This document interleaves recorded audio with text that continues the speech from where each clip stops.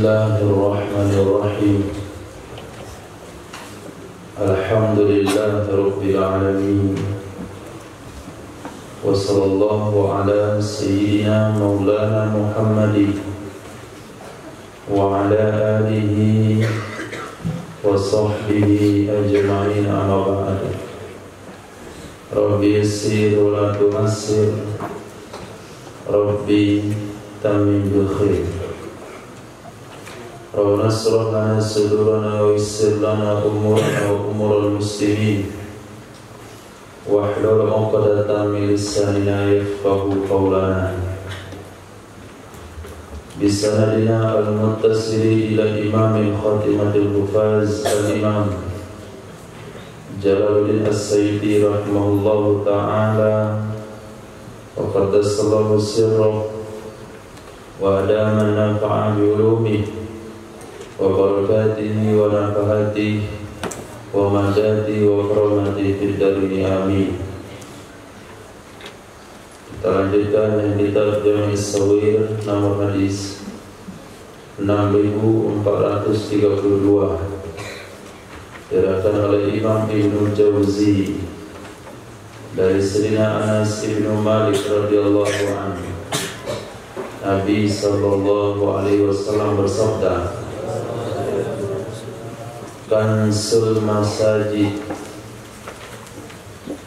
menyapu masjid, muhurul huril ain, adalah mahar-mahar bidadari."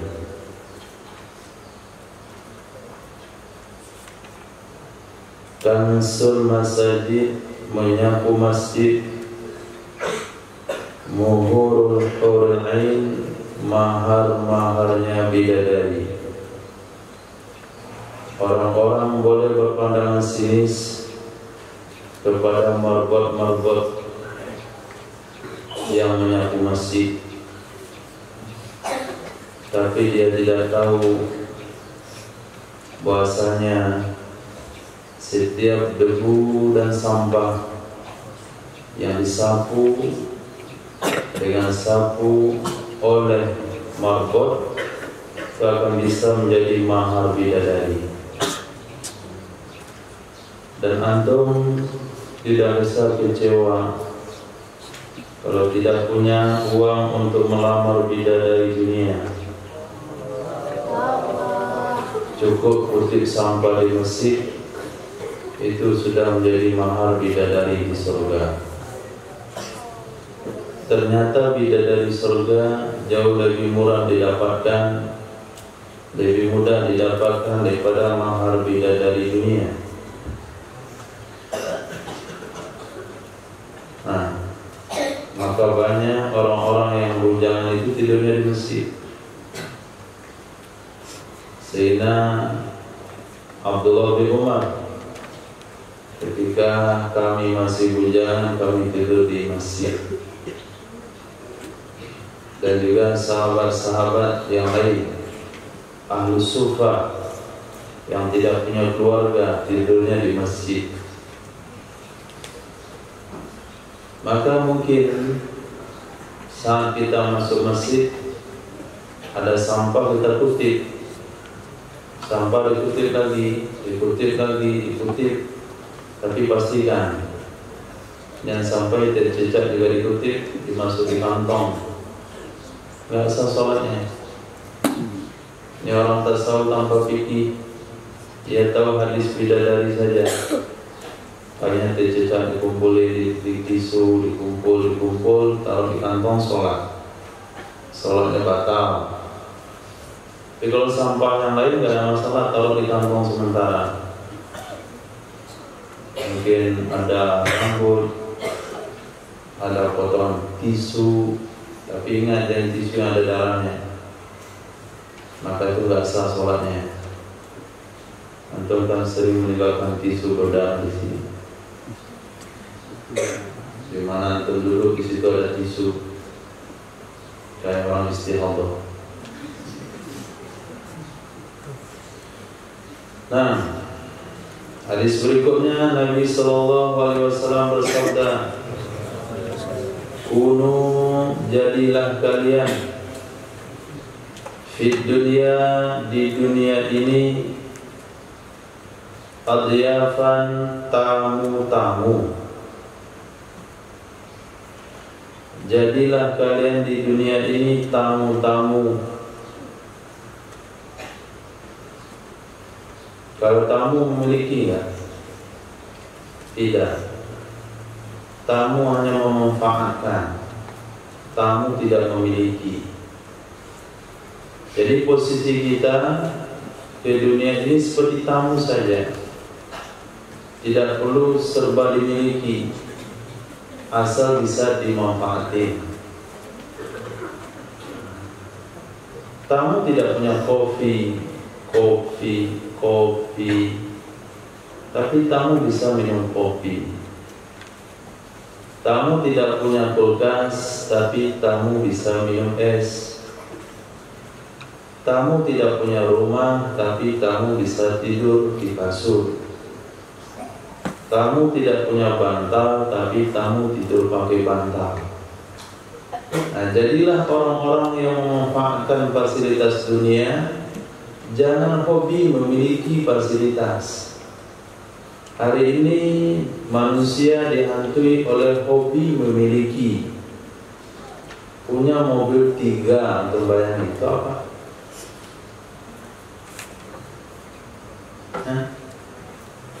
Pajak dibayar tiap tahun untuk apa? Hanya untuk mengatakan itu saya yang punya. Nah itu dong. Mau dia keluarkan uang banyak, mau dia bayar pajak setiap tahun, hanya untuk mengakui itu punya saya. Padahal orang kaya, orang miskin, kalau naik mobil 1 kursinya. Nah mungkin seperti Aldo, Afra, itu bisa 2 kursi. Kalau pesawatnya X-Class, itu bagian depan. Gak boleh duduk di kursi ekonomi. Sama. Gak ada orang duduk 2 kursi. Ini saya punya rumah di sana, di sana, di sana. Katakan Zahran Namantopa Dakota Cargo. Zahran Dakota itu dia punya pemilik itu, perusahaan Dakota Cargo itu. Diambil dari namanya.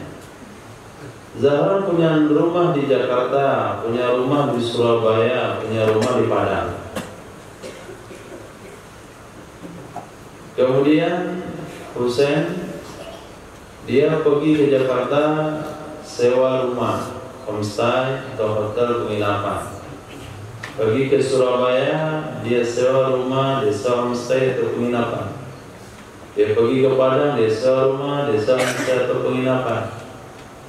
Kira-kira mana yang banyak menghabiskan biaya?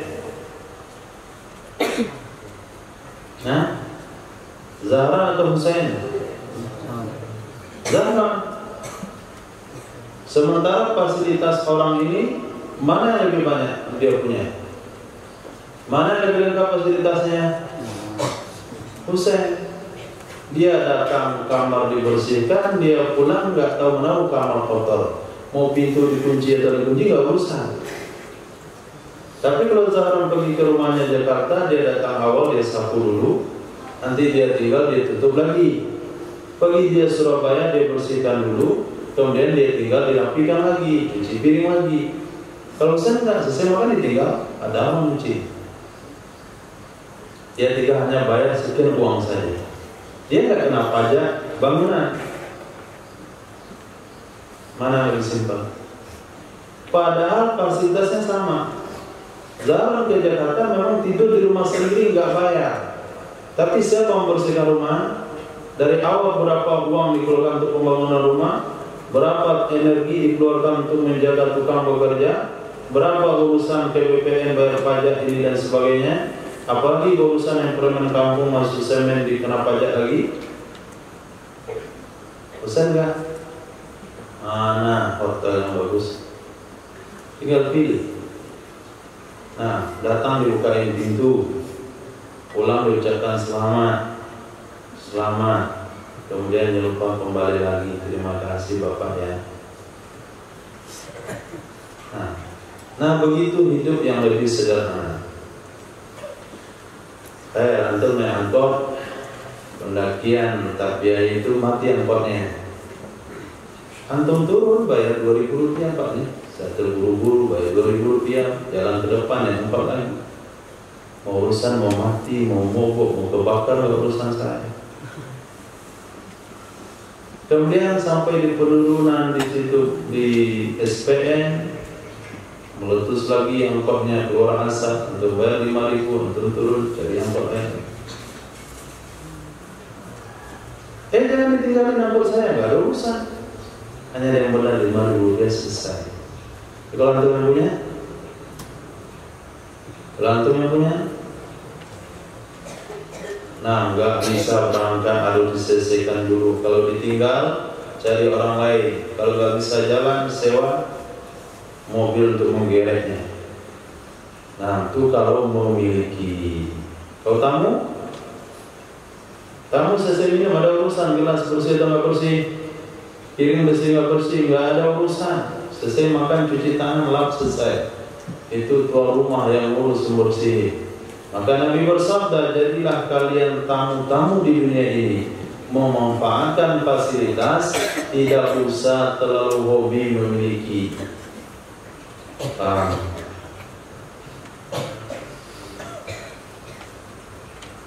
Gak punya mobil tapi bisa naik macam-macam mobil, macam-macam supir, macam-macam merek. Kan Gojek, Maxim, mana yang murah pilih. Gak cocok mobilnya, gak ada AC, sini ya ganti mobilnya lagi, bisa ditawar-tawar.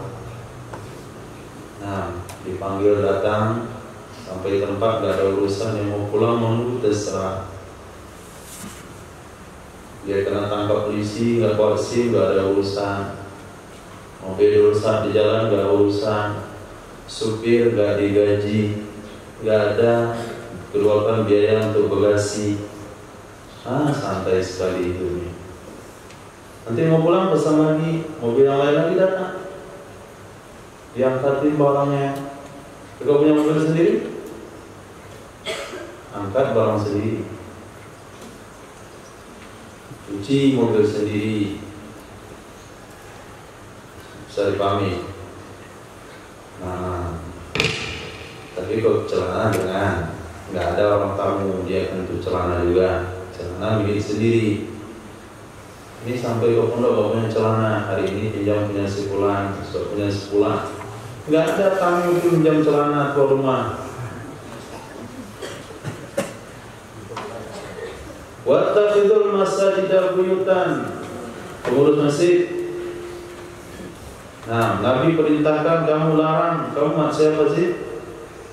Wattaqidu, jadikanlah masjid rumah-rumah. Nah, wattaqidul masajid buyutan, jadikanlah masjid-masjid sebagai rumah-rumah. Ini kalau antum mau belajar seperti ini, urut 40 hari jalan kaki.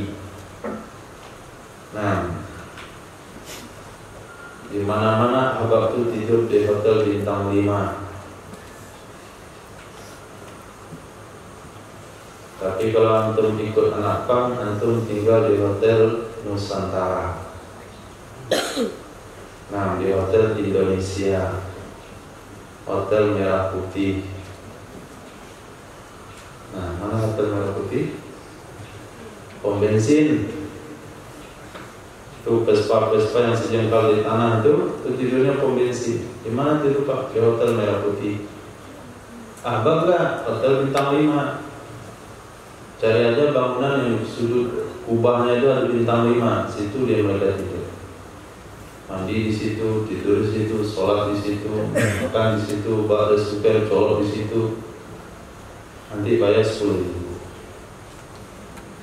Nah, Itu adalah perintah Nabi. Lalu pengurus masjid dilarang tidur di masjid. Nabi suruh jadikan masjid tempat tidur. Kamu dilarang tidur di masjid. Jadi masjid itu bangunan agama Nabi Muhammad. Nabi Muhammad sendiri suruh, kamu pengurusnya melarang. Kamu pengurus atau pengurus? Hah? Antum pengurus atau pengurus? Pagi-pagi ini telinga antum jelas nggak bedanya? Tapi antum pengurus atau pengurus? Kalau pengurus ngurusin masjid, kalau pengurus bikin masjid kurus. Dia cari makan di masjid. Nah, jadi tidak ada hak bagi pengurus masjid melarang orang-orang tidur di masjid. Tapi mereka punya hak memberi arahan untuk tidur. Jangan tidur di saf depan, itu punya hak.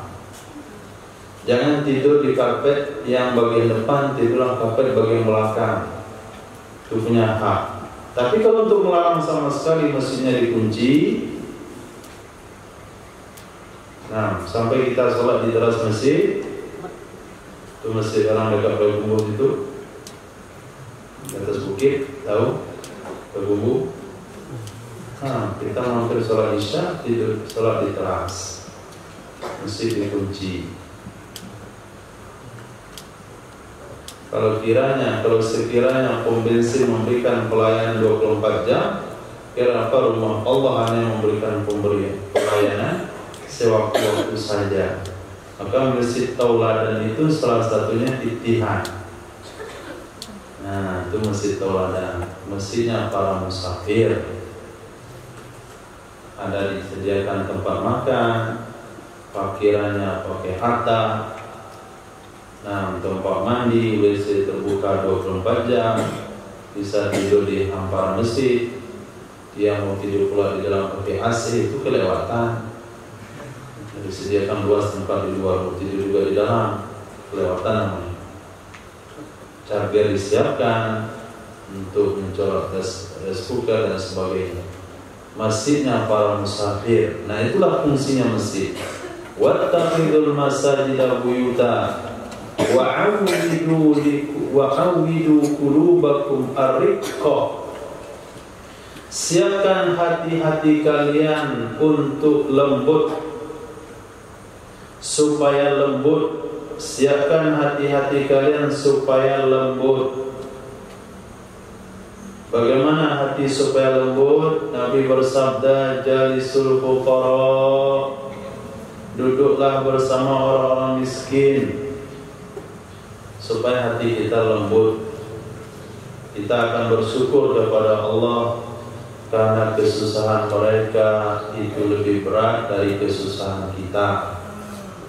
Kemudian ziarah ila kubur, antarkan jenazah ke kubur.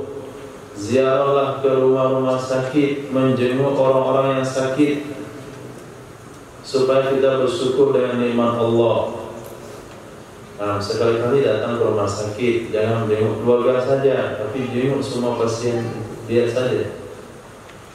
Ada yang hidungnya dikasih selang, susah dia bernafas.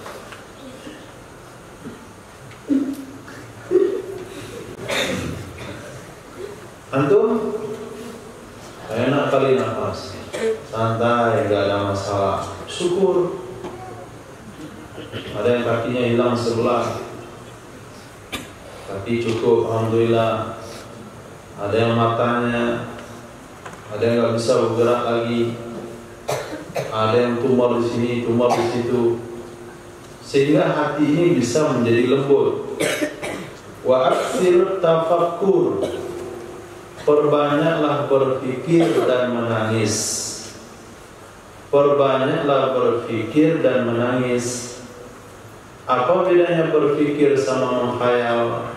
Kalau menghayal memikirkan sesuatu yang ada zatnya.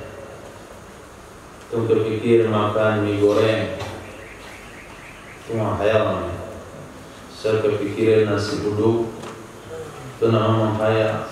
Saya kepikiran halaman rumah saya, rasa-rasa nampak di mata.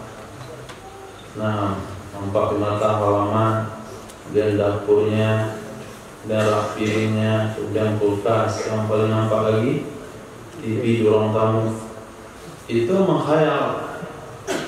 Kalau berpikir itu sesuatu yang nggak ada fisiknya.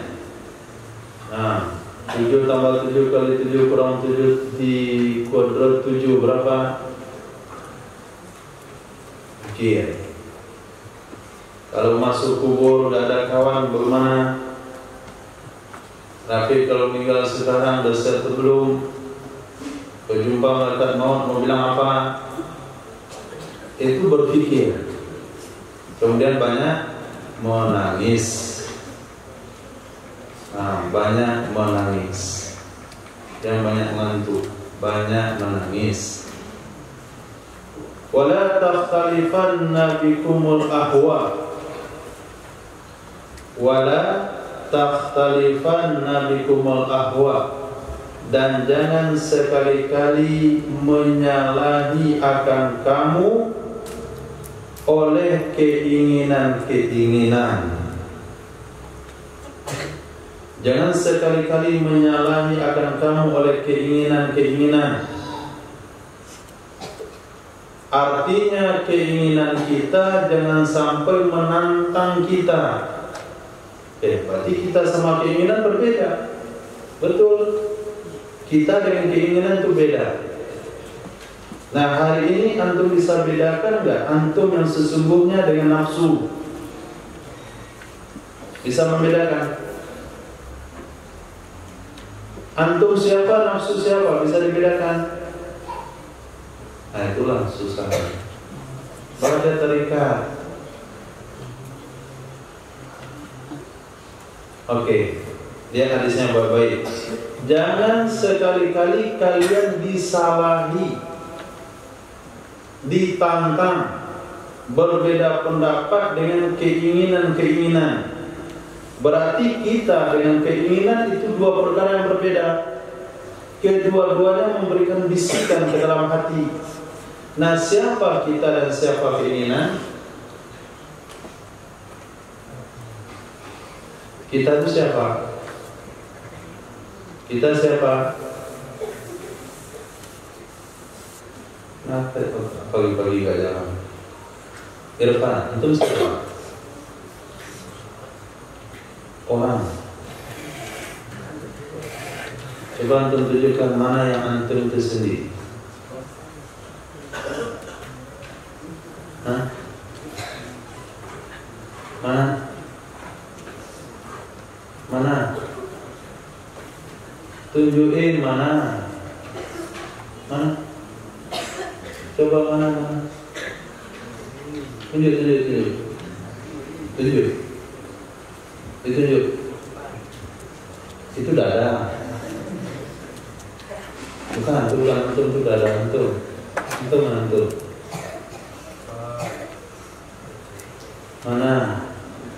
Pantasan. Diri aja nggak tahu. Man arafa nafsahu, akan arafa rabbahu. Yang tahu dirinya tahu Tuhannya. Abdullah, mana yang Abdullah? Coba. Tunjuk.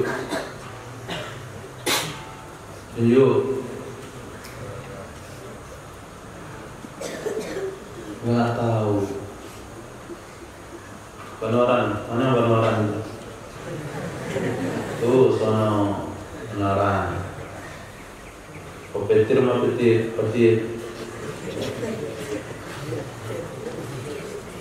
Berarti kita harus tahu dalam diri kita itu ada nafsu, ada keinginan, jangan sampai dia nantang kita. Nah, ketika motivasi didengarkan, antum semangat mau mengaji, kemudian ada bisikan, gak usah capek, itu yang gak usah capek itu bukan antum itu namanya keinginan. Jangan sampai dia ngatur kita. Jadi jangan sampai diatur oleh keinginan. tapi cobalah keinginan untuk ikut antum. Seperti salah seorang ulama katakan, dia katakan kepada dirinya, dia katakan kepada nafsunya, kamu harus ikut saya, kalau enggak awas. Maknanya harus mujahadah, menantang nafsu. Jadi ada salah seorang biksu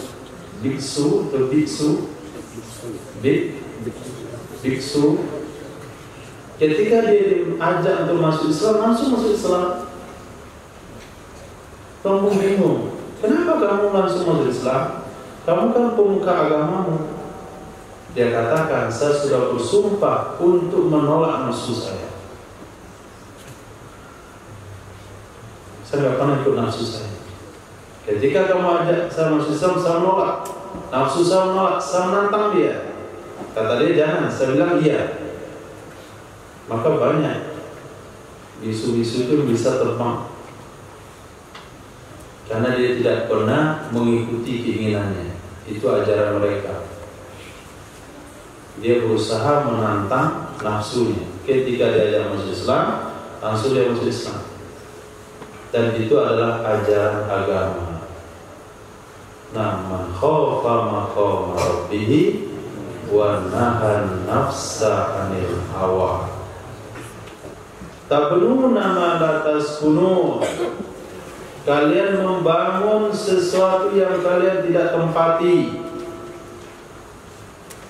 Kalian membangun sesuatu yang tidak kalian tempati.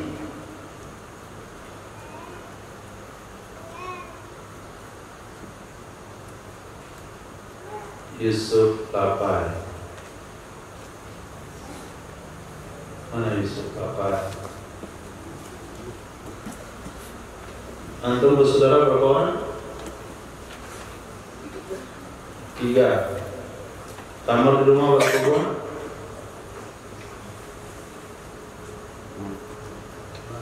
Lupa hitungnya. 4. Pas.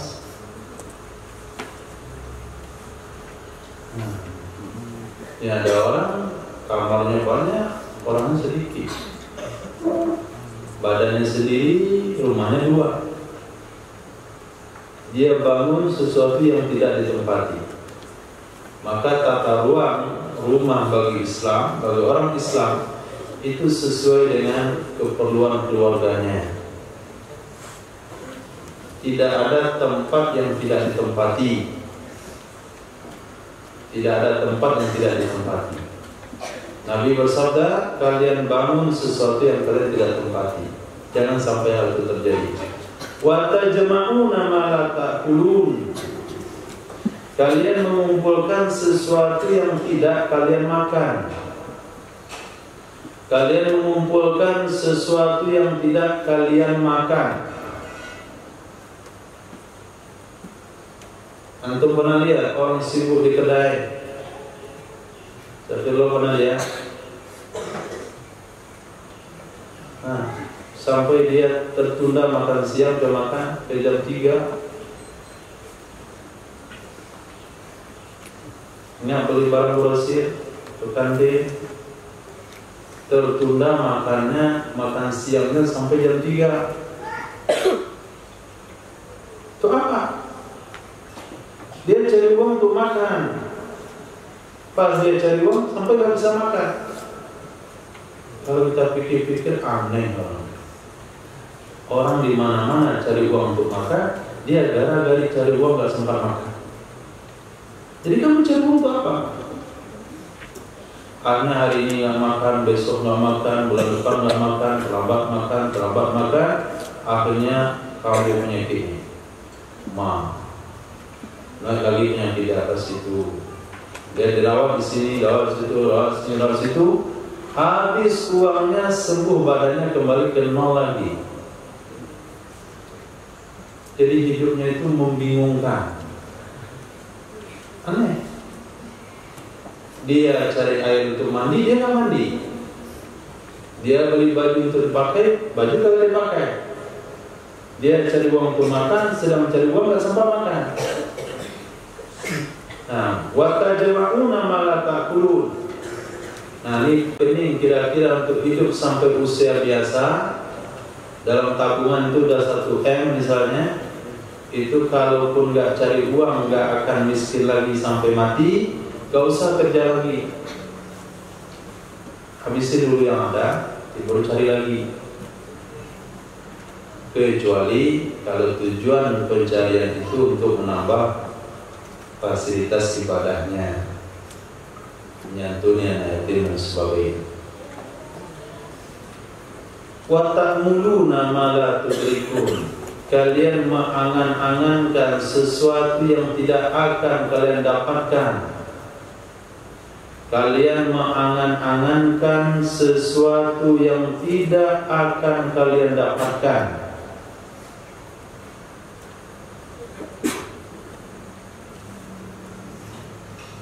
Menurut perhitungan yang biasa terjadi di tengah kehidupan, orang usia 40 tahun kalau jadi orang kaya dia sudah kaya. Kalau nggak akan jadi orang kaya, nggak kaya. Sementara si fulan ini usia 60 tahun masih menghayal menjadi pengusaha, menghayal buka kedai, mulai lagi dari nol.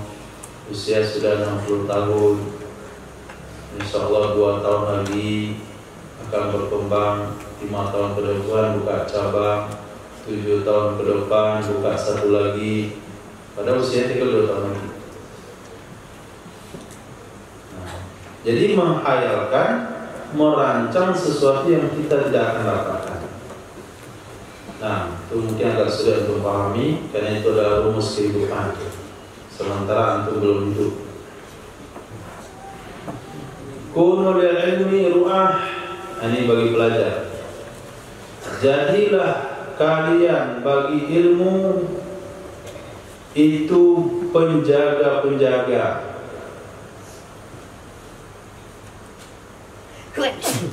Ru'ah, penjaga-penjaga. Wala takunu lahu ru'ah. Dan janganlah kalian menjadi bagi ilmu tersebut perawi-perawi, pencerita-cerita, periwayat-periwayat. Jadi jadilah bagimu penjaga. Jangan hanya sekedar meriwayatkan, jangan hanya sekedar menyampaikan, jangan hanya sekedar penyambung lidah, sementara ilmu yang disampaikan tidak ada dalam dirinya. Maka kita diminta untuk menjadi penjaga ilmu. Bagaimana menjadi penjaga ilmu? Ketika apa yang didapatkan, kalau mampu diamalkan, langsung berwujud menjadi amal. Kalamu Ibni Adam, pembicaraan manusia, kulluhu semuanya, alaihi merugikan atasnya manusia. Kalamu Ibni Adam, pembicaraan manusia, kulluhu semuanya, alaihi merugikan di atasnya manusia, lalah tidak menguntungkan baginya, tidak menguntungkan baginya, kecuali yang menguntungkan amar ma'ruf atau nahi mungkar atau zikir, atau amran bil ma'ruf, amar ma'ruf, nahyan an munkarin, nahi mungkar, atau zikran lillahi azza wa jalla, atau berzikir mengingat Allah azza wa jalla. Ini semana dengan hadis Nabi yang berbunyi, ad-dunya mal'unun wa ma'unun ma fiha illa zikrullah wa ma walla. Dunia terkutuk semua isinya kecuali zikrullah yang berkaitan dengannya. Apa yang berkaitan dengan zikir? Ibadah, ilmu, baca Quran dan semuanya. Bicara di kedai itu tidak menguntungkan, akan merugikan. Bicara politik itu merugikan. Bisa saja kita dituntut oleh mereka karena membicarakan sesuatu yang kita nggak tahu. Ini komentar tentang presiden. Nah, dia nggak tahu. Komentar tentang si fulan dan si fulan, dia nggak tahu. Tapi berkomentar kalau perbuatannya salah boleh bagi orang berwenang yang kira-kira perkataan tersebut bisa merubah keadaan atau meluruskan pernyataan. Kalam ahli samawat, kalimat pembicaraan penduduk langit adalah la haula wala quwwata illa billah. Ini zikirnya malaikat di langit. La haula wala quwwata illa billah. Kalami la yansahu kalam Allah. Kata-kata saya tidak akan membatalkan kalam Allah. Wa kalamullah yansahu kalami. Kalam Allah bisa membatalkan kalamku. Wa kalamullah yansahu ba'du ba'dan. Dan kalam Allah bisa menasahkan, membatalkan sebahagiannya akan sebahagian yang lain. Ini hadis berbicara tentang ilmu usul fikih. Menurut sebagian ulama, Al-Quran bisa dinasah dengan Al-Quran. Al-Quran bisa dinasah dengan hadis Rasul Sallallahu Alaihi Wasallam. Hadis Rasul bisa dinasah dengan hadis Rasul. Hadis Rasul bisa dinasah dengan Al-Quranul Karim. Itu pendapat yang kuat. Sebagian pendapat berpendapat hadis Nabi bisa dinasah dengan hadis. Hadis Nabi bisa dinasah dengan Quran. Quran bisa dinasah dengan Quran. Tapi Quran tidak bisa dinasah dengan hadis Rasul Sallallahu Alaihi Wasallam. Berpijak pendapat tersebut kepada hadis dhaif ini. Nah, ini usul fiqh tes. Angga, coba sebutkan contoh Al-Quran dinasah oleh Al-Quran.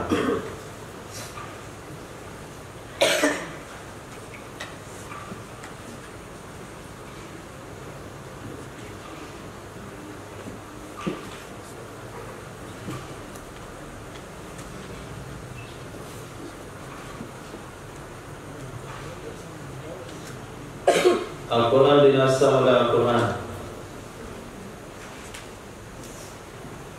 Katanya Habib Rizki, apa contoh Al-Quran dinasah oleh Al-Quran?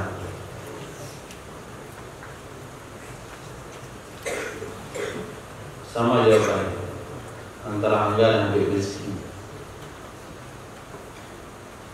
Nah, Habib Rizki belum belajar, Angga Prima sudah belajar, jawabannya sama. Itu kan aneh. Aneh bin ajaib. Ilyas, apa contoh Al-Quran dinasah oleh Al-Quran?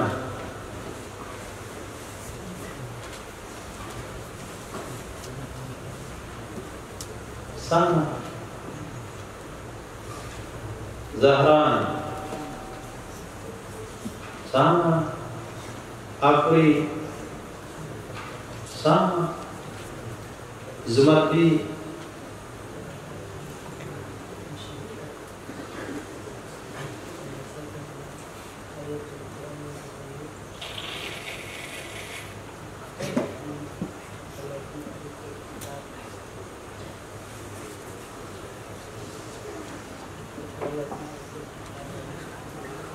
masa bisa dinikahi orang laki-laki begitu? Oke, wala tunkihul musyrikat. Jangan kamu menikahi wanita-wanita non-muslim. Dinasah dengan ayat yang berbunyi, wal muhsanatu minal ladzina utul kitaba min qablikum. Boleh dinikahi wanita non-muslim kalau dia betul-betul Yahudi atau Nasrani dari nenek moyangnya. Alhamdulillah, 1 poin. Apa contoh hadis dinasa dan hadis? Zumardi.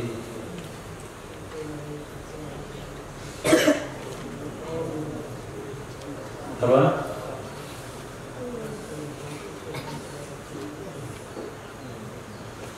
Kuntum nahaitukum an ziyaratil qabri an ziyaratil kuburi fal ana fazuruha.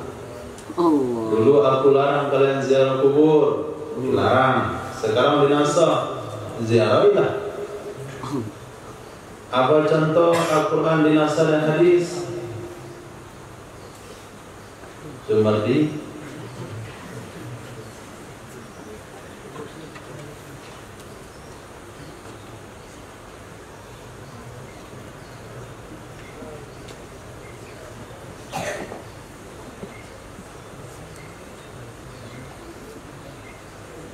Al-Quran dinasah dan hadis.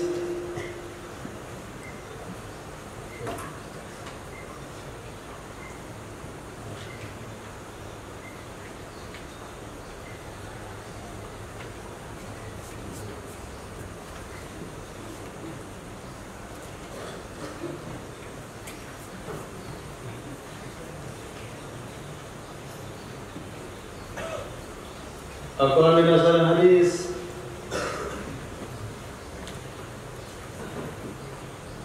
Kutiba alaikum idza hadara ahadakumul mautu in taraka khairan wasiyatu lil walidain wal aqrabin. Jadi Al-Quran mengatakan seseorang wajib berwasiat kepada keluarganya, ahli warisnya. Dinasah dan hadis Nabi yang berbunyi la wasiyata li waris. Tidak ada wasiat bagi waris. Apa contoh hadis dinasah dengan Al-Quran? Muhammad Ihsan Pariaman. Fadhal.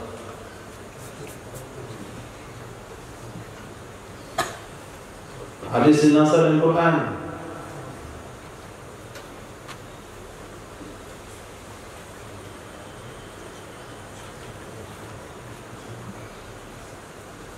Sama juga. Ismail.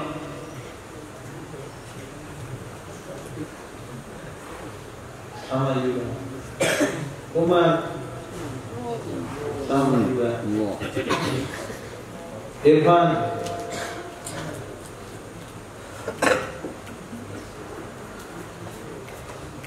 Sama juga. Zumardi.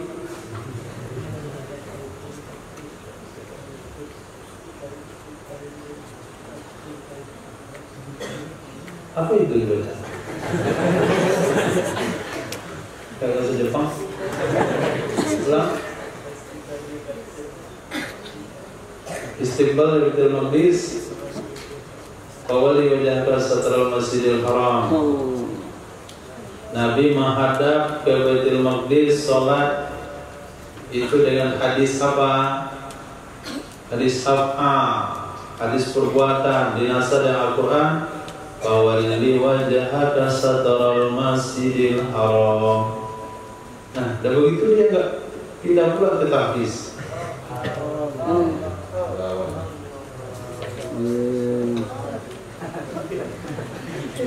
Yang lain ditanya usul fikih kagak menjawab. Zumardi ditanya bisa jawab, tapi dia pindah ke tahfiz.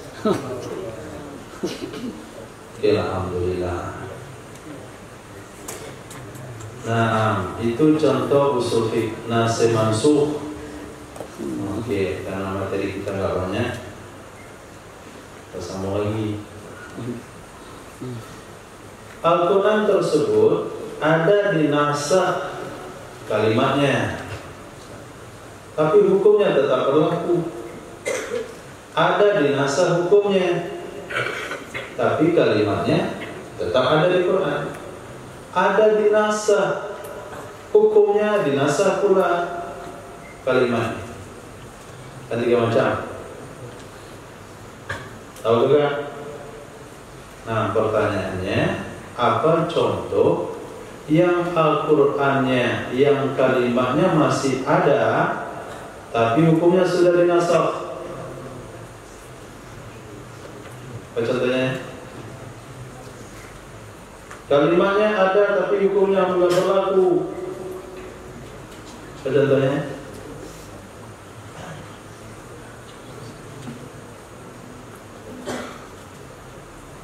Walladzina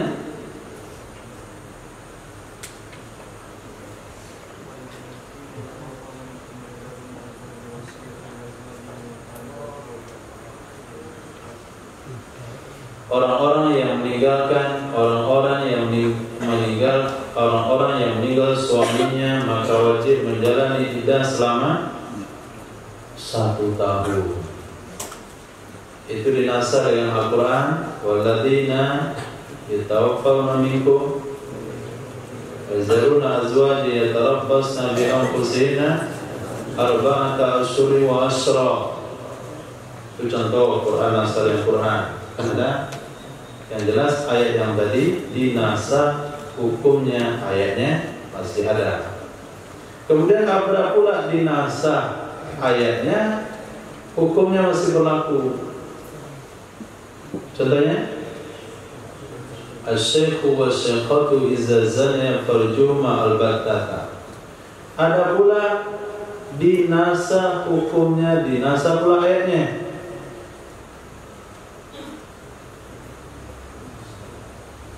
Asyru rada'at yuharrimna, dinasah dengan khamsu rada'at yuharrimna. Kamu paham? Nah, itu contoh sedikit, contohnya doang, itu belum lagi intinya daripada itu. Hadis berikutnya Nabi sallallahu alaihi wasallam bersabda, "Kaifa antum?" Bagaimana keadaan kalian? Idza kuntum, apabila adalah kalian, min dinikum, dari agama kalian, bimislil qamari, pada perumpamaan bulan, Lailatul Badri, pada malam purnama, la yubsiruhu minkum, tidak memperlihatkan akannya bulan, tidak memperlihatkan akannya bulan, minkum, dari kalian, kecuali oleh basir, orang yang melihat, kecuali oleh orang yang melihat. Di malam hari kita keluar ke halaman rumah, ke lapangan dekat rumah, kemudian kita melihat malam bulan di malam purnama, bulan di malam purnama. Siapa yang bisa memberitahukan bahasanya itu adalah bulan purnama? Siapa yang bisa memberitahukan? Orang melihat. Begitulah perumpamaan kalian dengan agama Islam. Yang bisa memberitahukan kepada kalian, ini ajaran agama yang benar, ini cara yang benar, ini pemahaman yang benar, hanya orang yang melihat. Siapa yang melihat? Siapa yang melihat? Siapa yang melihat? Hanya Rasulullah sallallahu alaihi wasallam. Kita tidak melihat. Pernah lihat kubur? Pernah lihat kubur? Pernah lihat kubur? Tidak pernah. Antum lihat lubang kubur. Kubur yang sesungguhnya tidak pernah dilihat. Karena kubur itu bisa menjadi taman surga, bisa menjadi lembah neraka. Pernah lihat neraka? Pernah lihat surga? Pernah lihat sirat? Pernah lihat malaikat mungkar nakir? Semuanya tidak pernah kita lihat. Yang pernah melihat hanya Sayyidina Muhammad sallallahu alaihi wasallam. Dan Sayyidina Rasulullah yang bisa memberitahukan kepada kita, ini jalan selamat menuju surga, ini jalan akan menyasar ke neraka. Oleh sebab itu, maka beragama ikut orang yang melihat dan tundukkan kepala. Maka beragama ikut orang yang melihat, jangan ikut diri sendiri. Kalau beragama dengan cara diri sendiri, sesuai dengan keinginan sendiri, agamanya salah. Itu bulan, itu lampu bukan bulan. Yang itu bulan. Itu mukanya seperti bulan. Nah, itu bulan, itu Karambia.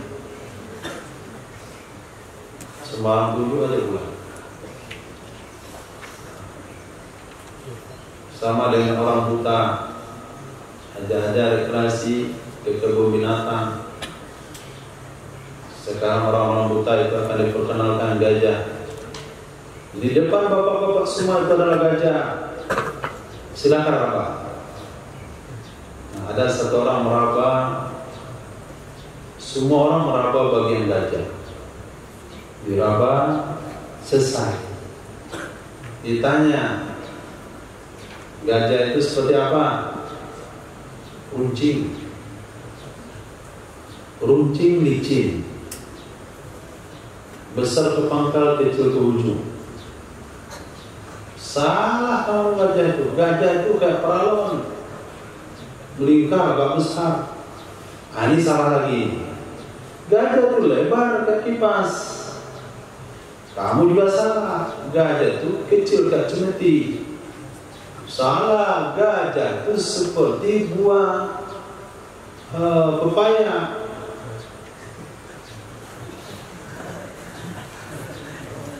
Gak ada satupun yang benar menginformasikan tentang gajah. Kenapa? Yang memberitahukan orang buta semuanya. Yang meraba ke cemeti dia teraba ekornya. Meraba ke pepaya teraba buah gajah. Yang bilang runcing itu bukan gajah, itu namanya apa? Belalai gajah, salah lagi. Gading gajah. Nah, jadi semuanya salah. Siapa yang benar? Orang yang melihat. Nah, itu yang benar. Nah, kita tidak pernah tahu dengan mahsyar, tidak tahu dengan surga, tidak tahu dengan ini, tidak tahu dengan itu. Yang tahu itu semuanya Sayyidina Muhammad SAW. Maka yang benar adalah ikut apa yang Nabi bawa. Kaifa antum? Bagaimana keadaan kalian? Idza jarat, apabila berlaku alaikum, di atas kalian, al-wulah, oleh pemimpin-pemimpin. Bagaimana keadaan kalian apabila berlaku di atas kalian oleh pemimpin-pemimpin? Atas birun, apakah kalian akan bersabar ataukah kalian akan bunuh-bunuhan? Ini prediksi yang diprediksi oleh Sayyidina Muhammad ketika negara umat dipimpin oleh pemimpin-pemimpin yang banyak. Dan inilah keadaan kita di Indonesia sekarang. Si fulan menjadi pemimpin, si fulan menjadi pemimpin. Pendukung ini, pendukung itu, pendukung ini berkelahi satu sama lain, caci mencaci, jatuh menjatuhkan, membanggakan pemimpin yang disokong. Tahun ini dibanggakan si fulan, terdepan direndahkan si fulan, terdepan dibilang si fulan parah, tahun sekarang bilang si fulan bagus, berubah-ubah. Nah, apa kondisi kalian waktu itu? Apakah kalian bersabar? Nabi bersabda, mesti bersabar. Nah, addul ladzi alaikum, tunaikan kewajiban kalian siapapun pemimpinnya, dan tidak usah menuntut hak kalian. Mintalah hak kalian kepada Allah Subhanahu wa ta'ala. Kaifa antum? Bagaimana keadaan kalian idza nazala ibnu Maryam fikum? Apabila turun putra Sayyidatina Maryam di tengah-tengah kalian. padahal imam kalian adalah bagian dari kalian. Kaifa antum, bagaimana keadaan kalian? Idza nazala, apabila turun putra Maryam fikum, di tengah-tengah kalian, padahal imam kalian itu dari kalian.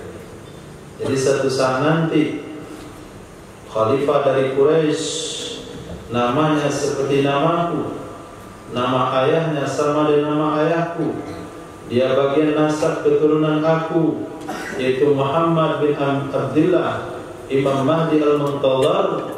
Ketika beliau mengimami pasukan Islam di Baitul Maqdis, turunlah Nabi Isa alaihissalam. Ketika Nabi Isa turun, Imam Mahdi Muntadhar mempersilahkan Nabi Isa menjadi imam.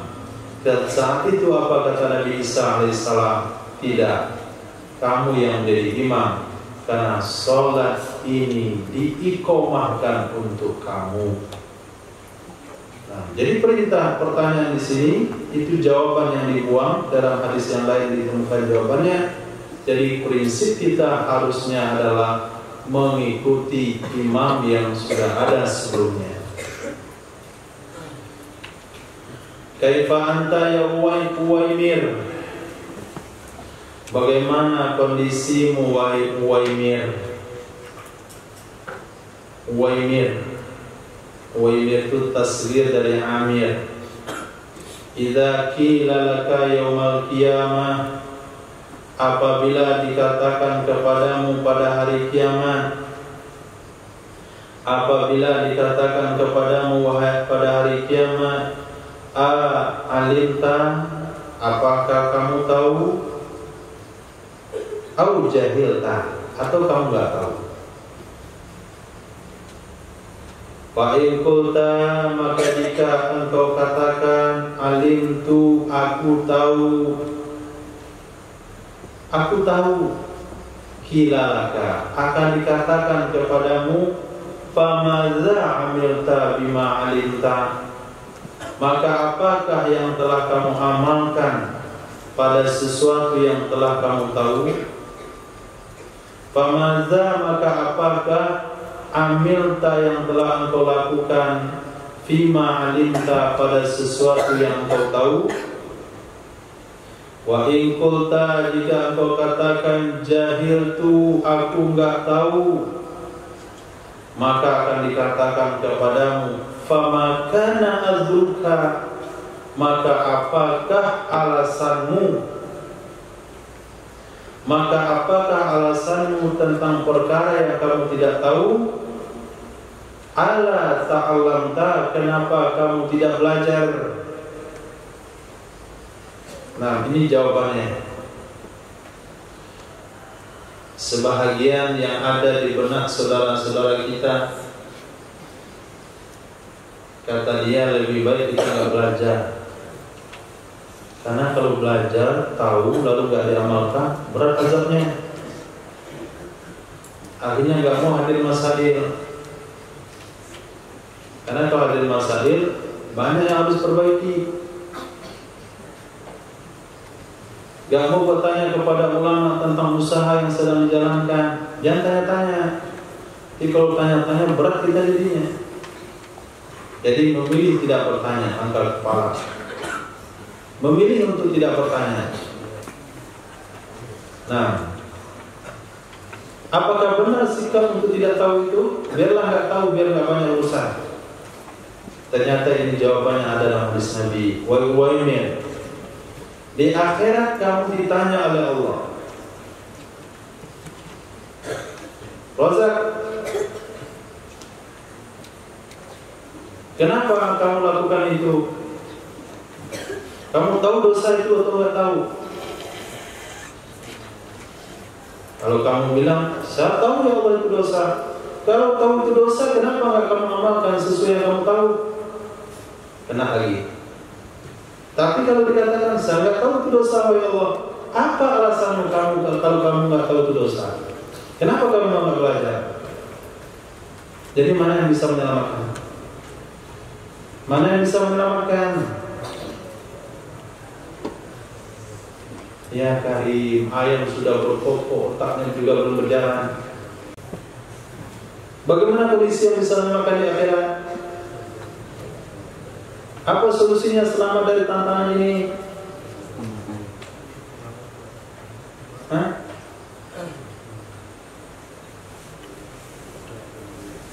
Fadli.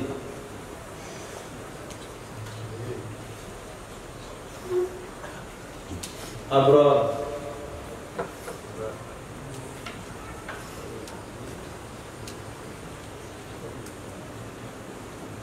Abi.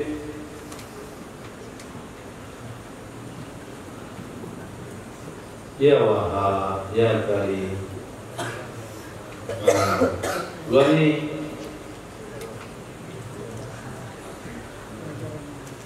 Rafiq Ardika, teman-teman. Rafiq Arka, Hanif,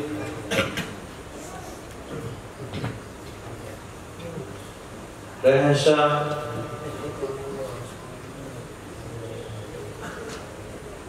iya dari itu apa tuh kalau dia taruh di atas Wafi, belajar dan amalkan. Itu solusi yang menyelamatkan. Belajar, amalkan. Kalau nggak belajar salah, belajar nggak ngamalin salah juga. Biar nggak salah, belajar, amalkan. Itu dong. Atau baru kepala taruh di atas, ada nilainya. Enggak, ambil kepala taruh bawah, angkat. Itu aja nggak bisa jawab. Kaifa bikum? Bagaimana keadaan kalian?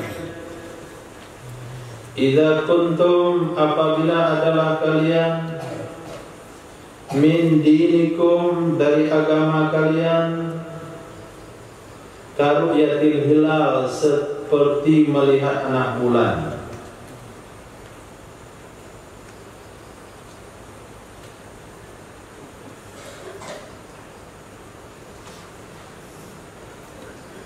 Nah, bagaimana keadaan kalian apabila kondisi agama kalian seperti melihat anak bulan? Hah?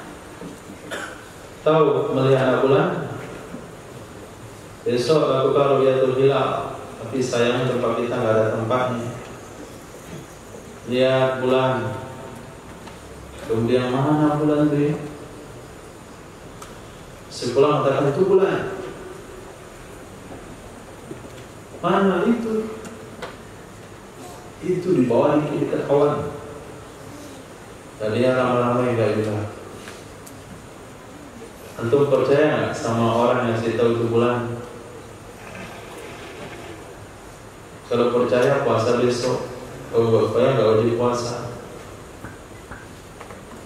Apa syarat orang bisa melihat bulan? Nah, harus adil. Kalau dia nggak adil, informasinya nggak diterima. Nah, kondisi agama, bagaimana sekiranya kalau kondisi kita tentang hukum hakam agama seperti melihat anak bulan? Nggak ngerti, nggak tahu, nggak nampak, bergantung kepada informasi orang lain, maka beragamanya susah, penuh dengan keraguan. Mana nih, Ustaz itu bilang begini, Ustaz itu bilang begini pula, yang itu aneh lagi, Ustaznya bilang begini. Bingung jadinya saya beragama. Ke diskotik saya bilang sesat, pergi ke masjid masih bilang sesat. Jadi kemana seharusnya pergi? Itu gara-gara serapi, umat bingung. Kemarin sama Bu, ada orang tabligh bilang ini sesat nih Pak, pergilah ke masjid. Pergilah orang itu ke masjid, ikut tahlilan, la ilaha illallah, la ilaha illallah. Datang, kamu sesat, bid'ah masuk neraka. Bingung. Diskotik sesat, tahlil sesat. Itu mana harusnya ini? Kenapa bapak itu bingung? Karena dia beragama seperti melihat anak bulan, dengar-dengar informasi orang. Nah, maka beragama itu harus mantap. Nah, dengan pengetahuan yang jelas, dengan keyakinan yang kuat, siapapun bilang sesat, tidak, kamu yang sesat. Fayuqaddisullahu ummatan la yukhazu min syadidihim li dha'ifihim. Bagaimana mensucikan oleh Allah Subhanahu wa taala? Bagaimana mensucikan oleh Allah Subhanahu wa taala satu umat tidak hukum dari orang mereka, orang lemah mereka. Maksudnya Allah tidak akan mensucikan satu negara, Allah tidak akan mensucikan satu masyarakat, Allah tidak akan memperbaiki pertanian masyarakat, Allah tidak akan memperbaiki ekonomi masyarakat, Allah tidak akan memperbaiki kondisi dan keadaan umat kalau sekiranya orang-orang kuat tidak dihukum kalau dia menindas orang-orang lemah. Nah, selagi orang lemah tertindas di negara ini, ekonominya nggak akan pernah baik. Siapapun pemimpinnya. Nabi menyampaikan hal itu dalam hadis sahihnya. Tidak mungkin. Nah, tidak mungkin, ini istifham ingkari. Tidak mungkin Allah membersihkan umat kalau sampai orang-orang kuat tidak diadili, kalau dia menzolimi orang-orang lemah. Kaifa yuqaddisullahu ummatan, bagaimana mensucikan oleh Allah Subhanahu wa taala akan umat, la ya'khudhu dha'ifuha, tidak bisa mengambil oleh orang lemahnya umat akan haknya dari orang kuat.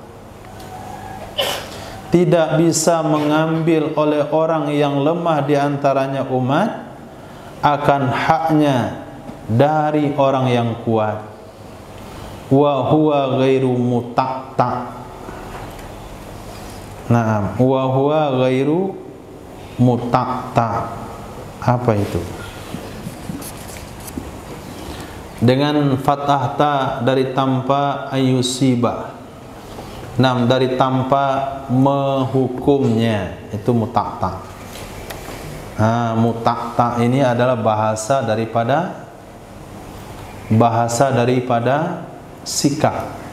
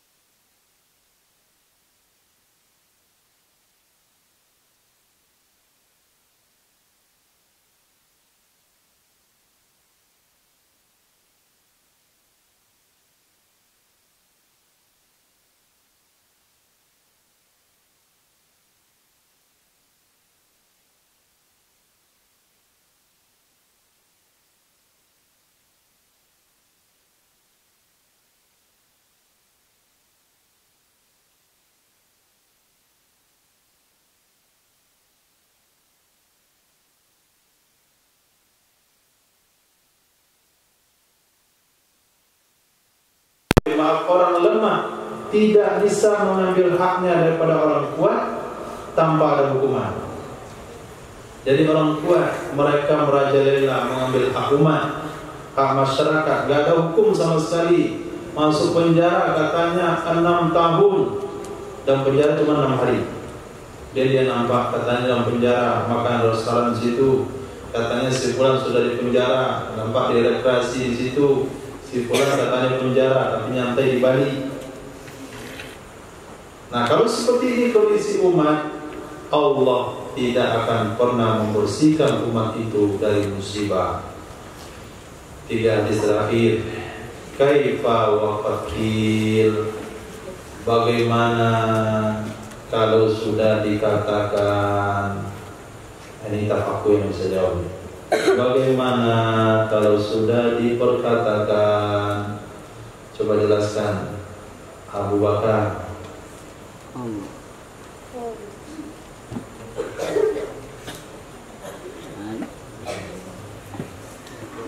Hah?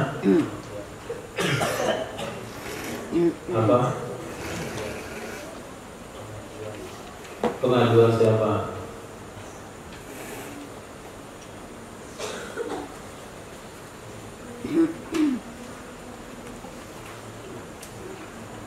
Ihsan.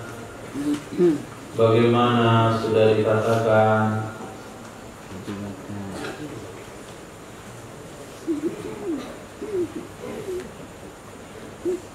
Sabilullah, bagaimana sudah dikatakan?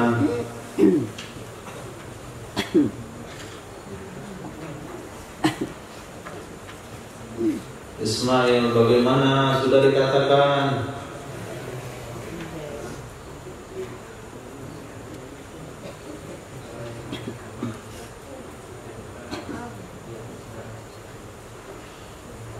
Jadi di zaman Nabi ada 2 orang baru menikah, 1 laki 1 perempuan.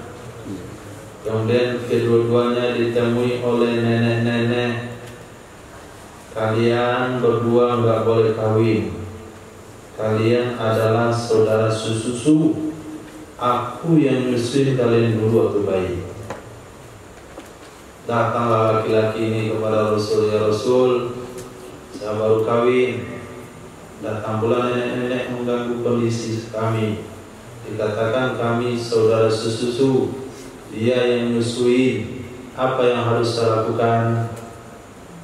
Nabi bersabda, ceraikan dia. Nah, ya Rasul, saya nggak yakin itu saudari susu saya. Nabi katakan, bagaimana lagi, kan sudah dikatakan dia kamu saudara susu. Nah, kaifa wa qadkil. Tuh sambungan hadisnya. Jadi hadis Nabi yang ditulis hadisnya saja, asbabul wurudnya tidak ditulis. Maka kita tidak bisa memahami kecuali kalau kita baca asbabul wurudnya. Kilu ta'amakum, takarlah makanan kalian, yubarak lakum bihi, niscaya diberkahi bagi kalian padanya makanan. Takarlah makanan kalian, niscaya diberkahi bagi kalian padanya makanan. Hadis terakhir, kilu ta'amakum, takarlah makanan kalian, fa innal baraka fit ta'amil makil, sesungguhnya keberkahan pada makanan yang ditakar.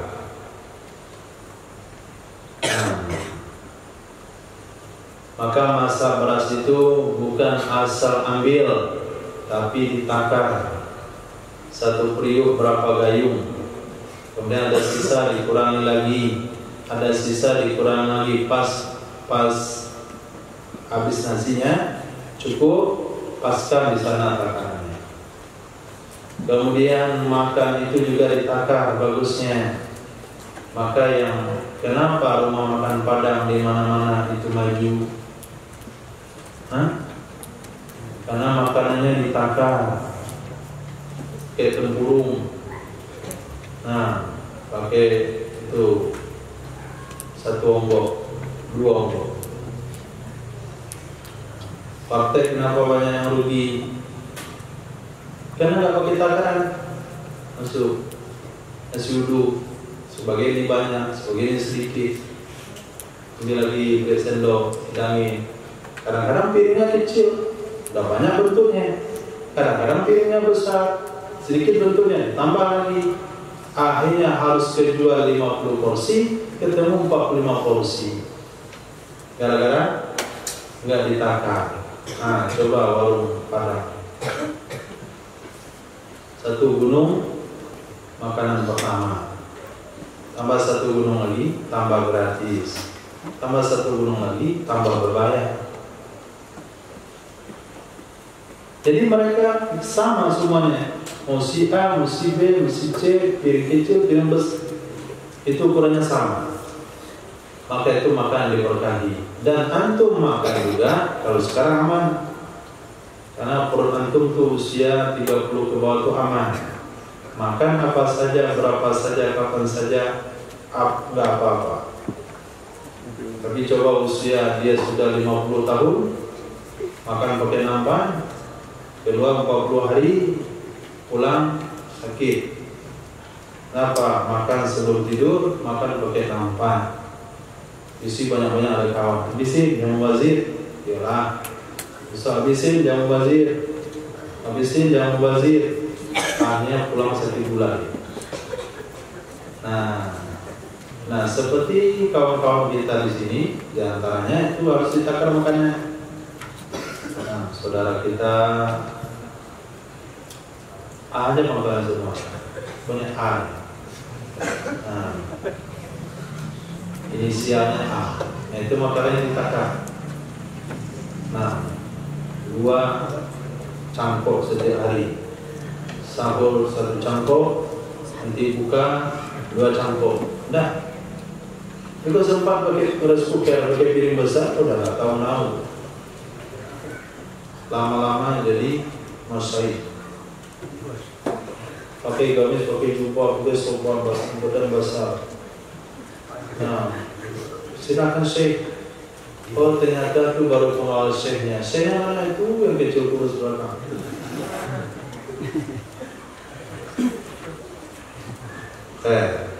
Jadi ini pesan atau metode kesehatan dari Sayyidina Muhammad.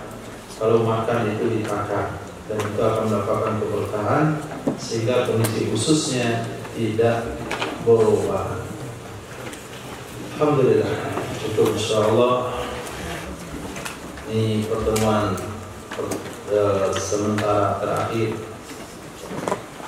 untuk program pagi Kamis. Insyaallah kita akan sambung dengan huruf kaf beralif lam pada beberapa minggu mendatang. Subhanallah wa bihamdihi asyhadu an la ilaha illa anta astaghfiruka wa atubu ilaik. Subhanaka rabbil izzati amma yasifun. Wassalamu ala mursalin. Alhamdulillah.